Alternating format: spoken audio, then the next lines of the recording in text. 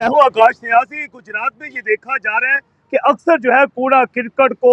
आग लगाकर जलाने के वाकयात पेश आ रहे हैं, जिसका जिला इंतजामिया ने बड़ा सख्त नोटिस लिया है, क्योंकि फजाई आलूदगी फैलाने में ये लोग अपना भरपूर किरदार अदा कर रहे हैं। ऐसे शहर पसंद अनासर जो हैं उनको शहर गुजरात में जो CCTV कैमरास लगे हुए हैं उनकी मदद से आखिरकार ट्रेस कर लिया गया है और कूड़ा दानों के पास खास तौर पर देखा गया है कि कूड़ा फेंकने की बजाय जो है वहां पर कूड़े को आग लगा दी जाती है और कई शहरी और देहाती इलाकों में ऐसे वाकयात पेश आए हैं, जिसका नोटिस आखिरकार जिला इंतजामिया लिया है और सेफ सिटी कैमरों की मदद से ऐसे शहर पसंद अनासर जो हैं उनकी फोटेज ली गई है शहर के मुख्तलिफ इलाके, जिसमें खास तौर पर अंदरून शहर जो है, जिसमें इस वक्त जो है फुवारा चौक, प्रिंस चौक,